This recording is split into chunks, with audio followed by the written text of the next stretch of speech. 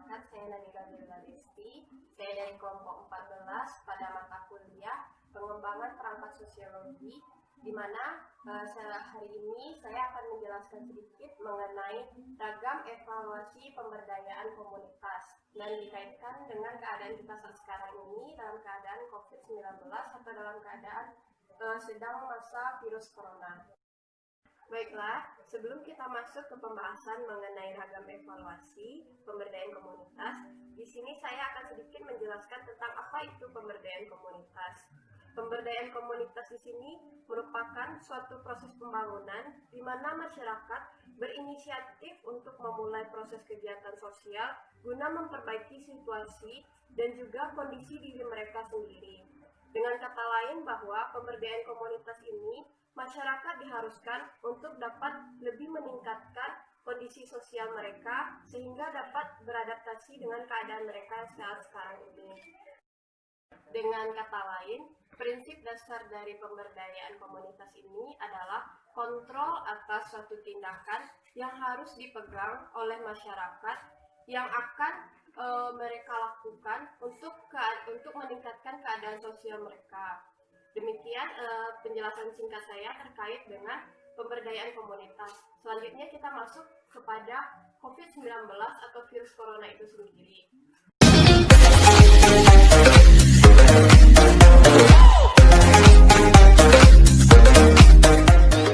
Apakah teman-teman sudah tahu tentang virus corona?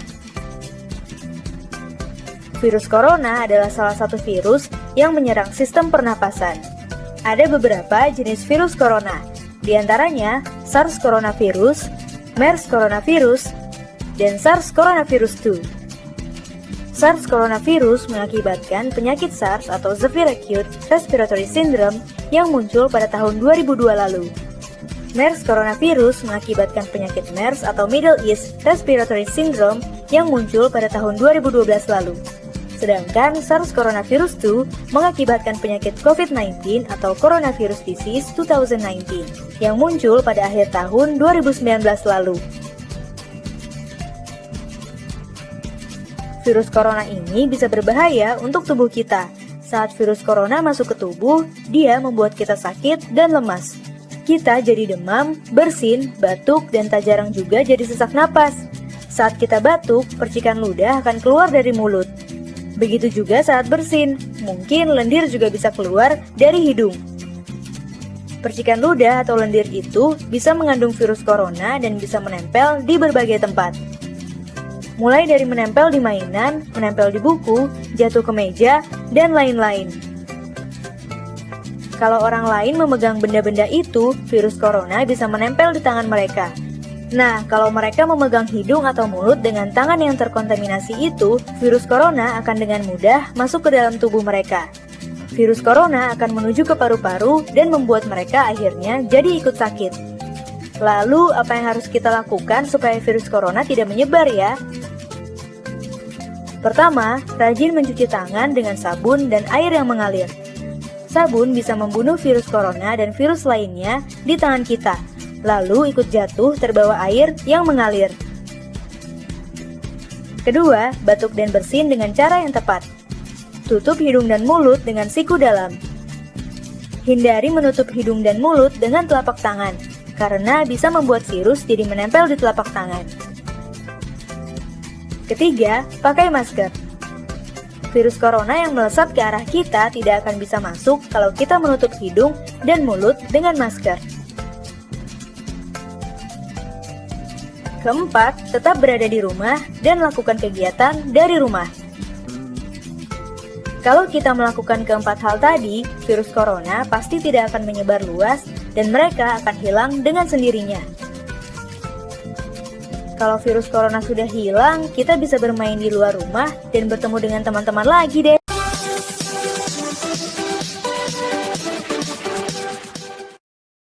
Selanjutnya, saya akan menjelaskan tentang ragam evaluasi pemberdayaan komunitas.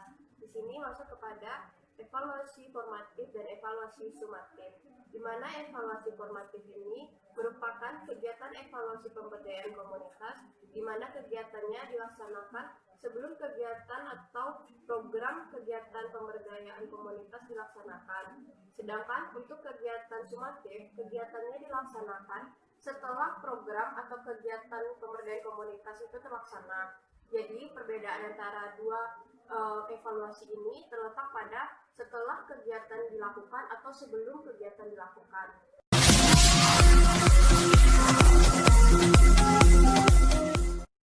Kita masuk kepada evaluasi ongoing dan juga ex post evaluation. Di sini evaluasi ongoing merupakan evaluasi pemberdayaan komunitas di mana pelaksanaan evaluasi ini berjalan seiringan dengan pelaksanaan program pemberdayaan komunitas itu sendiri. Tujuannya agar melihat adanya tidak penyimpangan dalam pelaksanaan pemberdayaan komunitas tersebut.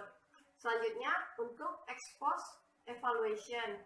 Ex post evaluation, evaluasi pemberdayaan komunitas ini dilaksanakan hampir mirip dengan format dari evaluasi sumatif, di mana dilaksanakan setelah berjalannya evaluasi, berjalannya pemberdayaan komunitas tadi. Baiklah, kita lanjut kepada ragam dari evaluasi pemberdayaan komunitas yang lain.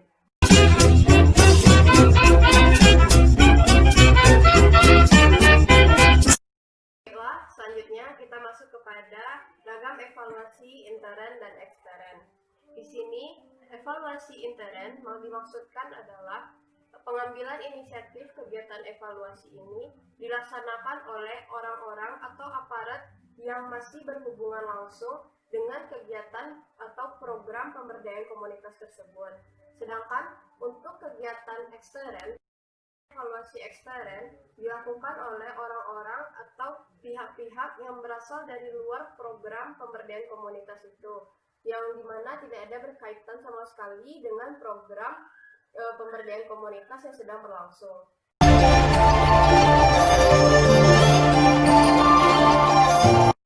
Selanjutnya adalah evaluasi teknis dan evaluasi ekonomi.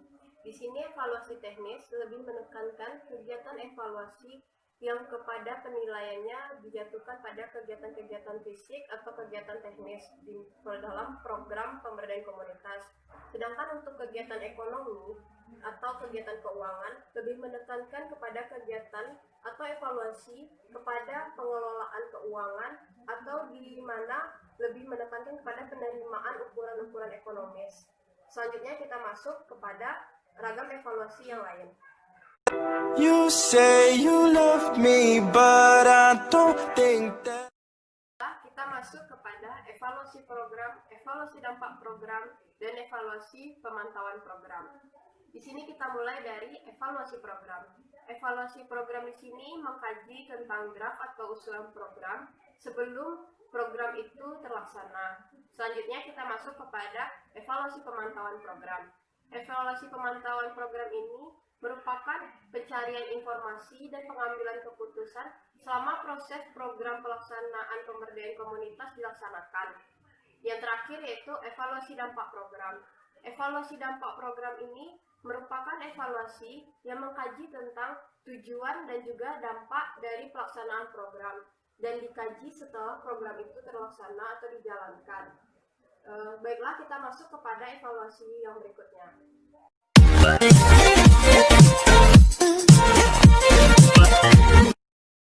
Yang terakhir dari ragam evaluasi pemberdayaan komunitas yaitu evaluasi proses dan evaluasi hasil. Di sini evaluasi proses merupakan kajian evaluasi yang dilakukan untuk melihat sejauh mana proses pemberdayaan komunitas berjalan, apakah sesuai dengan kaidah yang telah ditentukan atau yang sesuai dengan kaidah proses yang telah dilaksanakan atau tidak. Selanjutnya kita masuk kepada evaluasi hasil. Evaluasi hasil di sini untuk melihat bagaimana hasil dari pemberdayaan komunitas, apakah berjalan sesuai dengan yang diinginkan, dengan tujuan-tujuan yang telah kita rancang atau tidak.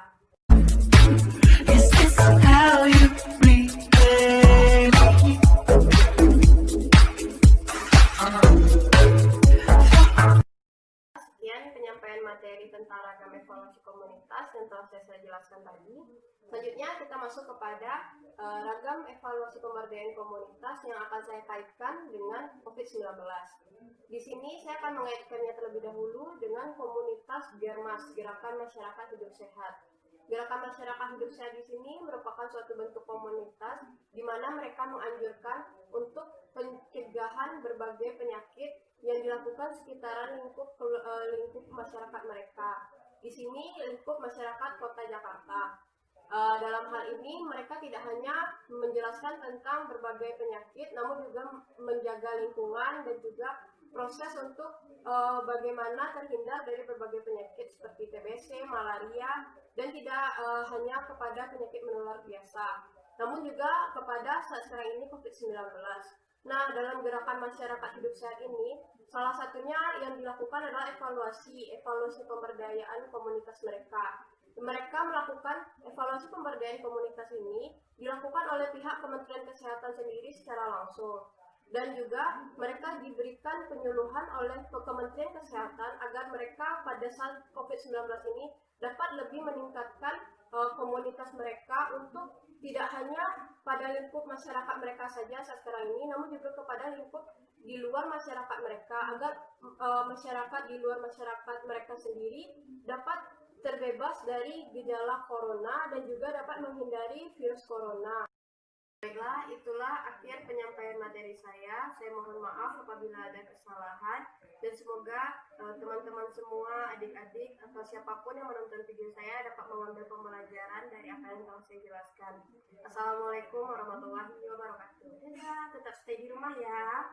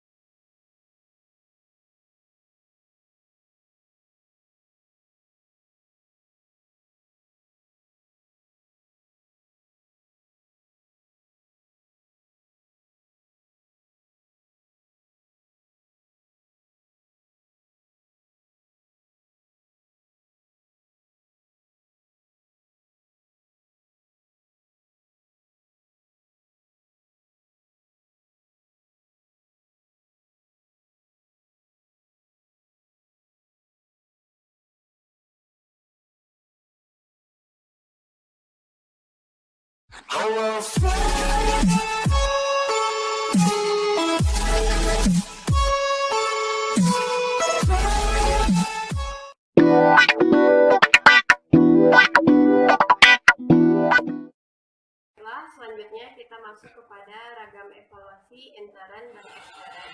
Di sini evaluasi intern merupakan evaluasi yang dilakukan atau diinisiatifkan dilaksanakan oleh orang-orang untuk pemberdayaan evaluasi yang dilakukan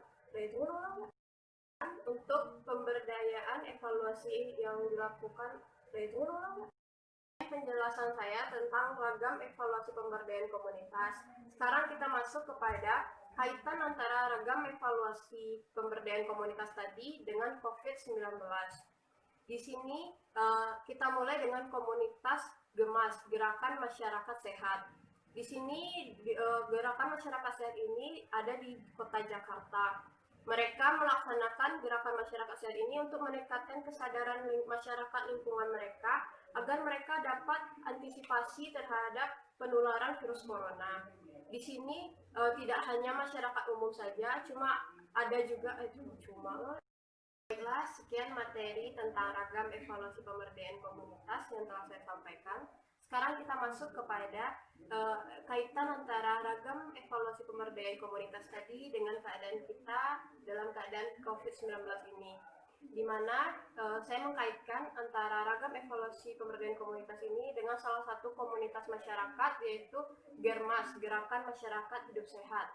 Di sini, Gerakan Masyarakat Hidup Sehat ini merupakan suatu bentuk komunitas yang tidak hanya membahas tentang lingkup kesehatan masyarakat saja, namun juga lingkup